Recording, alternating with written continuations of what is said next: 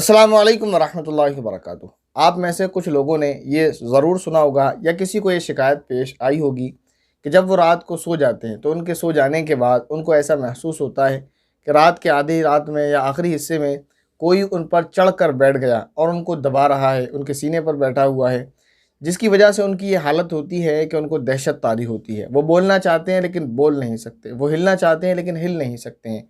वो अपने पड़ोसी को जो उसके बगल में सो रहा होता है आवाज़ लगाते हैं, वो चीखते और चिल्लाते रहते हैं लेकिन वो उसकी आवाज़ उसके मुंह से नहीं निकल पाती है, उसकी वजह से जो उसके ऊपर बैठा हुआ होता है। तो जो उसके ऊपर बैठा हुआ है वो भूत है, चुड़ैल है, फरिश्ता है, जिन है, क्या चीज़ होती है और क्यों ऐसा होता है, ये क्या परेशानी है और उसका क्या इलाज है, क्या वजीफ़ा है, क्या तावीज़ है।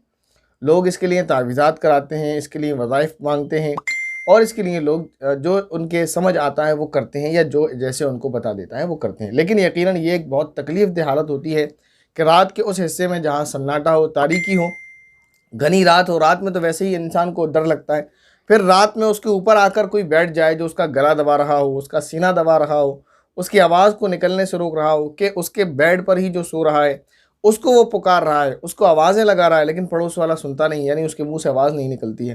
वो उसको जगाने के लिए हाथ हिलाना चाहता है लेकिन उसका हाथ हरकत नहीं करता। वो अपनी बॉडी को हिलाना चाहता है, उठना चाहता है, उठ नहीं पाता। कोई भारी सा शख्स उसके ऊपर आकर बैठ जाता है। तो क्या वो शख्स जिन है, फरिश्ता है, भूत है, चुड़ैल है, क्या चीज़ है, क्या परेशानी है? और ये वाक़या जिसके साथ पेश आता है उसके साथ एक आध मरतबा पेश नहीं आता, बल्कि उसके साथ पेश आता रहता है, तो उसको ज़्यादा परेशानी होती है और वो ढूंढता फिरता है तावीज़ और वज़ाइफ को। तो एक बात सबसे पहले ये जान लें, यही एक वाक़या हमारे एक क्लासमेट के साथ भी कभी पेश आया था। वो बेचारा बहुत परेशान था और काफ़ी मरतबा उसको ये वाक़या पेश आया। शुरू में तो हमने उससे ये कहा कि शायद ये तुम्हें वहम होगा या ख्वाब होगा तुम्हारा, जिसको तुम रियल समझ रहे हो। बहुत सारे ख्वाब ऐसे होते हैं कि आँख खुलने के बाद भी ऐसा लगता है कि शायद ये हकीकत में हुआ था। तो मैंने कहा शायद तुम्हारा ख्वाब हो, तो तुम्हें ऐसा लग रहा हो कि नहीं रियल में हुआ। लेकिन वो कहने लगा ये हफ़्ते में 2-3 मरतबा मेरे साथ होता है और ये ख्वाब नहीं हकीकत है, मेरे साथ ऐसा होता है। तो मैं आयतुल कुर्सी पढ़ता हूँ और जो दुआएँ हैं मैं वो पढ़ता हूँ, कुरानी आयात पढ़ता हूँ, लेकिन उसके बावजूद वो मुझे छोड़कर नहीं जाता और मेरी दम घुटने लगती है, साँस उखड़ने लगता है।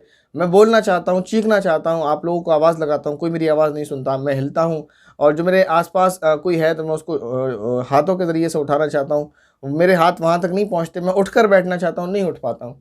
तो शुरू में हमने यही ख़्याल किया कि शायद तुम्हें जो है वहम होगा, लेकिन उसके बाद उसने मुसलसल यही कहा कि ऐसा ही है। उसके बाद ये मालूम हुआ कि ये हालत उसको नहीं, ऐसे और भी लोगों को पेश आती है। तो ये हालत क्या है? जब इस हालत के बारे में सुना और पढ़ा तो ये मालूम हुआ कि ये जो हालत है इसका ताल्लुक़ रूहानियात या अमलियात से नहीं है कि इसके वज़ाइफ बताए जाएँ या इसके ज़रिए तावीज़ात किए जाएँ या इसके ज़रिए जो है झाड़ फूँक दम दरूद के ज़रिए इलाज किया जाए। इसका ताल्लुक़ है ही नहीं, इसका ताल्लुक़ तिब से है, इसका ताल्लुक़ मेडिकल साइंस से है, इसका ताल्लुक़ इसी चीज़ से। जी, ये इसका ताल्लुक़ रूह से नहीं है। वो कोई जिन, फरिश्ता, भूत, चुड़ैल आकर आपके ऊपर नहीं बैठता है। इसका ताल्लुक़ आपकी बॉडी के साथ है। ये जो बीमारी है ये पैदा होती है मैदे की ख़राबी की वजह से। अब आपको ताज्जुब होगा लेकिन यही हकीकत है, यही जो है सच्चाई है कि ये जो बीमारी है, ये जो कैफ़ियत है, ये जो हालत पैदा होती है कि ऐसा लगता है कोई हमारे ऊपर बैठा हुआ है, हमारा गला दबा रहा है, हमारी आवाज़ रोक रहा है, हम बोलना चाहते हैं, बोल नहीं पा रहे हैं, हिलना चाहते हैं, हिल नहीं चाह रहे, हिल नहीं पा रहे। ये हालत कोई जिन, फरिश्ते, भूत की वजह से नहीं होती है, बल्कि ये हालत होती है हमारे मैदे की ख़राबी की वजह से। मैदा जब हमारा ख़राब होता है या बाद औक़ात जब बच्चों की दाँत निकलने लगते हैं तो ऐसी सूरत में ये सूरत पेश आती है और ये हालत उन लोगों को पेश आती है जो लोग चित लेटते हैं। तो लिहाजा इन बातों का जो आपको बताई जाएंगी चंद चीज़ें, परहेज़ करना है, उसका ख्याल करना है, तो इंशाल्लाह ये जो डरावनी सूरतें आपको नज़र आती हैं, ये जो आपके साथ हालत और परेशानी पेश आती है, इंशाल्लाह दूर हो जाएगी। देखिए, इसका इलाज क्या है? इलाज के लिए यही है कि आप अपने हज़म की इस्लाह करें, यानी किसी हकीम को दिखाएँ। डॉक्टर के पास जाने का मैं आपको मशवरा नहीं दूँगा।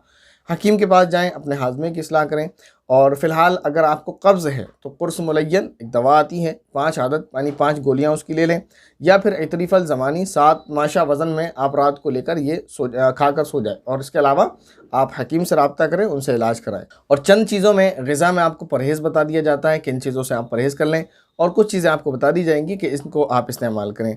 आपको जिन चीज़ों से परहेज़ करना है वो ये कि भूख से कम खाएँ, यानी आपको जब तक भूख ना लगे तब तक ना खाएँ। और ये कि अगर आपकी भूख 2.5 रोटी की है तो 2 रोटी खाएँ, 3 रोटी की है तो 2.5 रोटी खाएँ, 2 रोटी की है तो 1.5 ही रोटी खाएँ, यानी भूख से कम खाएँ। दूसरी बात ये, खाना खाने के बाद थोड़ी देर चहलकदमी करें, टहलें। ये इस्लामी तरीक़ा है, लेकिन हम इस्लाम को, इस्लामी तरीक़ों को छोड़ते जा रहे हैं, इसलिए हम नुकसान उठा रहे हैं। हम क्या करते हैं, आए, खाना खाया, खाना खाते-खाते हम सो गए, तो ये तरीका गलत है। खाना खाने के बाद कुछ चहलकदमी करना चाहिए, कुछ रात को टहलना चाहिए। तो ये काम करेंगे इंशाल्लाह, फिर इसमें आपको परेशानी से आपको छुटकारा मिलेगा, ये परेशानी आपको नहीं होगी।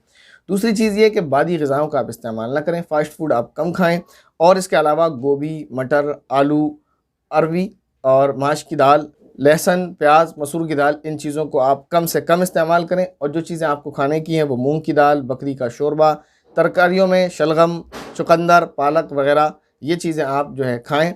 और इसके अलावा फ़ौरन आप ये काम करें, जल्द से जल्द आप हकीम से रब्ता करें, अपनी हालत उनको बताएं, उनसे इलाज कराएं। और दूसरा काम ये है कि ये ना करें, यानी झाड़ फूक, तावीज़ गंडे, बाबाओं, पलीतों फलीतों के चक्कर में बिल्कुल ना पड़ें, वरना आपको ये लूट लेंगे, आप अंदर बाहर दोनों तरफ से परेशान हो जाएंगे।